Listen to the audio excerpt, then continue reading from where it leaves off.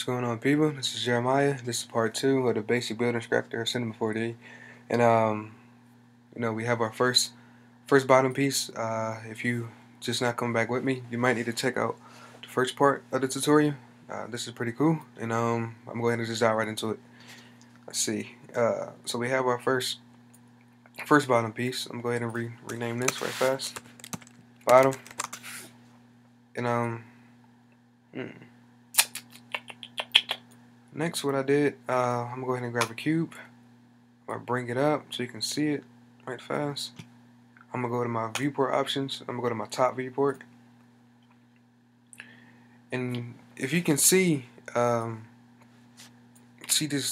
line like right here, this is our default attributes of the X and Z of our cube that we just selected. This basically is how wide it is already. But if you can see this little double line right here, this is where we made our extrusion. And basically I'm going to set our width of our cube that we just selected quite tight as I possibly can to this line. So I'm going to go ahead and just bring that out to about right there. 625, 24. It's working for me. And bring this up a little bit more. Alright, 623 right there. Now go back to my perspective. You can see that it's kind of perfectly like lined it up already. It's pretty cool. Next, what I'm gonna do, I'm gonna go ahead and make it as tall as I want to. Probably get it 1,000. Bring it up. Go back to my viewport. This time I'm gonna go to the front viewport right there. And if you can see this little line, this little indentation line, it look like a little, kind of cap off. That is basically the depth of our extrusion that we did on top of our bottom piece. I'm dragging that off of there, and I'm gonna go ahead and max that up with the bottom piece of our cube that we just created there. Drag it down to like right there. It's looking good. Now go back to my perspective and just start adding in my segments. I'm gonna give my segments in the X 5, segments in the Y. I'm gonna give it 6, segment in the Z 5. And then next what I'm gonna do is make it editable. Don't forget to make it editable. And go ahead and start adding in some more ledges for this one, and like we did with our bottom. Alright, I'm gonna go ahead and grab our knife selection. It's still set to loop. I'm gonna go ahead and drag this down right fast. Get that. UL. I'm still inside our polygon mode. Get that. Go back down to our extrude option. And I'm just starting to screw this thing out. I'm gonna leave it at 20. Offset centimeters to 20. It's pretty cool. Get from out of that and start selecting some faces to play as windows. Remember, we're gonna select every other face all around. Alright. All around.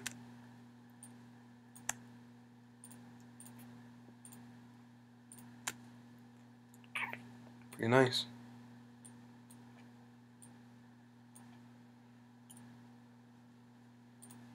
Go back to my screw tool, left click, left drag that inwards. It's pretty cool. Back. Now go up here to my top. Do the same thing. Grab our live selection tool. Select select all these faces except for the edges. Get our screw to enter. And we're gonna make our selection a little bit smaller than what it is. Get that out of my way. Left click, left drag. And that is basically how I did this whole thing to get up to the peak of my object here. What is texting me? Of my object here. I'm gonna do like a quick render on this. I did all that to get up to the object to the point of right there. And now what I'm gonna do, I'm gonna go ahead and just basically model this portion of our thing here on our other setup and workspace area. Alright, so I'm gonna go ahead and grab in another cube, drag that up, go to my top viewport,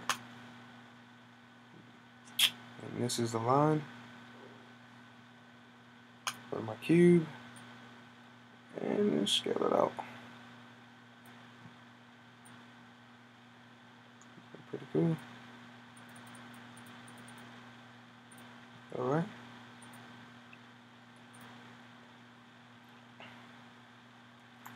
Change this to about 400. Yeah, that's looking just fine for right now. Go to my front and eyeball it, make it a little bit base plate of it. That's the line, that's the cap off, that's the depth. And go ahead and start messing around with this. What I did, I think I added one segment. I added two segments within the Y right there, and made it editable. Got my knife and made another loop cut around there, and where this segment is here, came up a little bit. The loop cut it. Went to my loop selection and got that. Hold shift. Maybe zoom in a little bit. Got that. Screwed out. Just a little bit. Pretty cool. Alright. Get out of that. Loop selection again. I'm gonna select all these. Select hold shift, select all these. I'm gonna get my screwed inner and screw my selection down just a little bit. Get my screw tool. Left click, screwed in. It's looking pretty cool. Yeah. Looking a whole lot better than what I expected. It's pretty cool. Alright. Go back to my knife tool. I'm gonna go to my top selection here. I'm gonna try to cut this. And the reason why I made this, I went to like the top. I'm gonna go ahead and switch my knife attributes over back to line. So all I need is one little line here. Let's see what path does. Path doesn't do anything. This line. I went to my top because I need like a perfect line going down the center of my cube here. So I'm gonna go to this little point.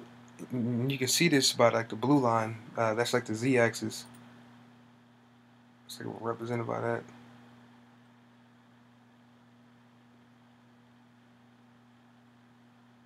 I'm gonna eyeball it. That's looking fine. It's looking no problem. But essentially, what I want to do is make this little point of a situation, and you can probably do that by doing like a bevel. But to me, just selecting this edge right there and just bringing it up kind of gives me what I'm looking for as well. A bevel would make it, like the tip of this more like a cone of a situation. Like it will like wrap around like a cone. Let's see. Another thing I did is went back to my polygons. Select that. Extrude inner. So I get the desired look I'm looking for. And this extruded it in a little bit there. Alright. I'm gonna take a look at it.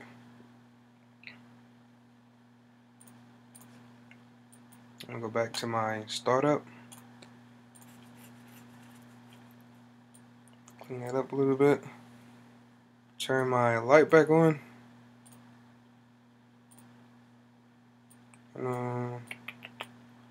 Probably add in another light.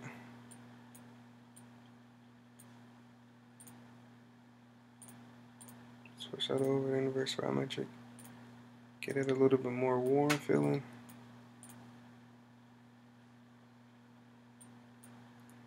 And I'm gonna just do a quick little render preview. That's essentially what we have. Kind of like the same type of method to get this bigger piece here. Was applied, and I kind of just gave my window some material. You can see they kind of, you know, looking like windows a little bit there. I just kind of did like a rough little material situation with that. But that's basically it. You know, you do that for basically any type of object or building structure that you want to design within Maxon Cinema 4D. The reason why I did it this way, just because of the fact, like I said, I need these objects to interact differently when I apply some dynamics and all that good stuff on it. But yeah, I'm Jeremiah, and I hope this helped, and I hope that this helped y'all out a lot. And thank you.